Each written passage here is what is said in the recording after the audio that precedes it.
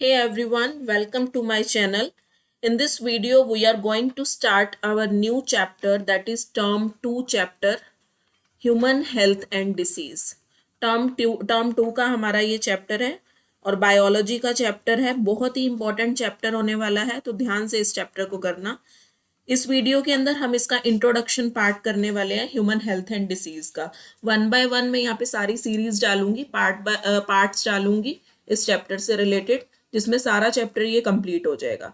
तो सबसे पहले हम बात करते हैं कि हेल्थ होती क्या है।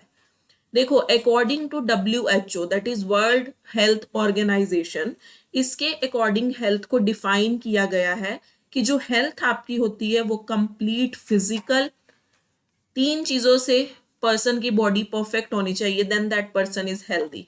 फिजिकली अगर वो फिट है, यहाँ पे हम मेंटल हेल्थ की भी बात करते हैं, दिमागी तौर से भी वो फिट होना चाहिए, एंड साथ साथ सोशल वेलबींग की भी बात करते हैं। मानो किसी पड़ोसी से वो बंदा अगर दुखी हो तो वो भी तब भी वो फिट नहीं है, हेल्थ से प्रॉपर फिट नहीं है, वो सोशली फिट नहीं है, उसकी सोशल वेलबींग नहीं है। ठीक है, तो हेल्थ में 3 चीजें आ जाती हैं। It is defined as a state. कैसी स्टेट होनी चाहिए? State of complete physical, mental and social wellbeing of a person.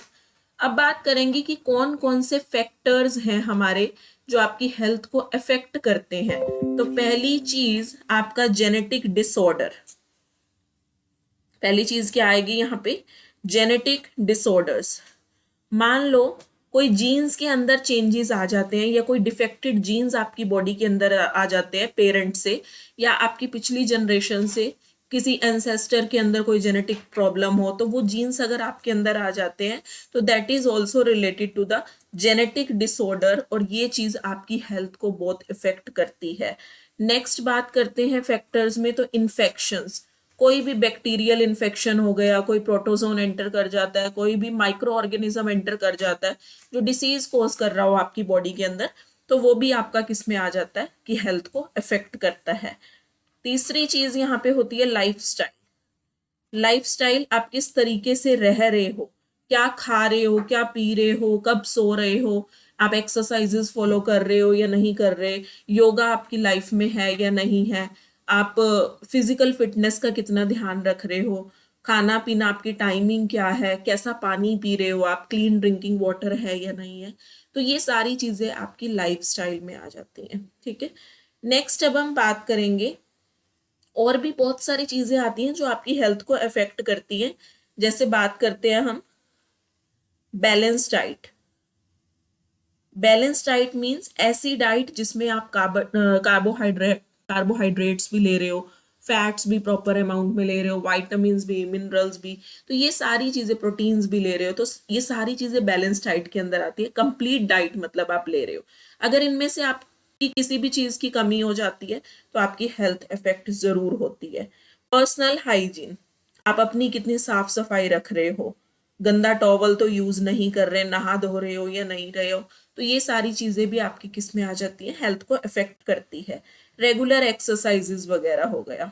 ठीक है, ये भी बहुत जरूरी है आज के लाइफस्टाइल में जिसमें इतना जंक फूड चल रहा है, तो रेगुलर एक्सरसाइजेस का होना तो बहुत जरूरी है, अदरवाइज आपकी हेल्थ मेंटेन नहीं रहेगी।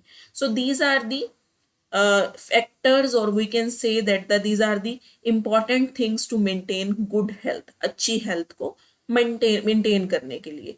नेक्स्ट बात करें तो लोगों को अवेयरनेस भी होना चाहिए, जागरूकता होनी चाहिए किस चीज की, कि कौन सी डिसीज आपकी बॉडी को कैसे अफेक्ट करती है, या कौन सी डिसीज आपके बॉडी फंक्शंस को अफेक्ट कर रही है, और वैक्सीनेशंस क्या क्या यूज हो रही हैं इन्फेक्शियस डिसीजेस को प्रिवेंट करने के लिए। तो ये सारी चीजें आपकी अवेयरनेस में आ जाती है।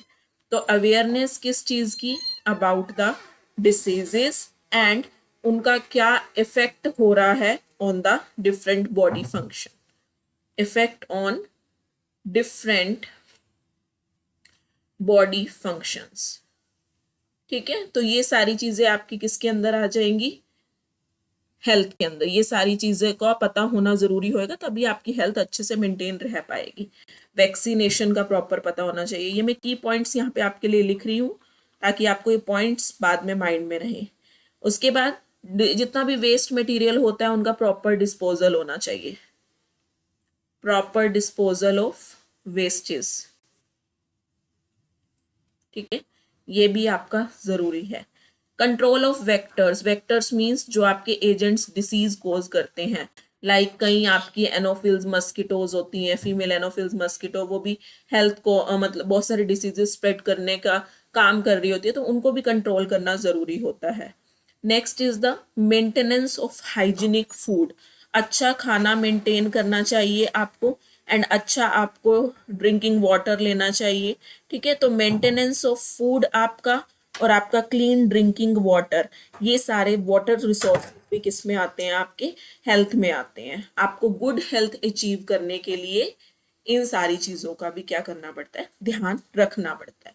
तो ये थे कुछ पॉइंट्स आपके हेल्थ के बारे में, इंट्रोडक्टरी पार्ट था। एनसीईआरटी से रिलेटेड आपको सारे कंसेप्ट पढ़ने भी हैं और इनका की पॉइंट्स आपको ध्यान में भी रखने हैं, एग्जाम टाइम में ये बहुत आपके लिए बेनिफिशियल होंगे। In the next part we will discuss about the disease की डिसीज क्या होती है। आई होप आपको ये समझ में आ गया होगा। इन केस अगर कोई भी डाउट आता है तो मुझे कमेंट सेक्शन में अपना डाउट लिख देना, मैं आपको वहां पे कमेंट में सॉल्यूशन उसका दे दूंगी। Thank you so much for watching this video. अगर वीडियो अच्छी लगी है तो चैनल को सब्सक्राइब कर देना एंड शेयर भी कर देना वीडियो को। Thank you so much.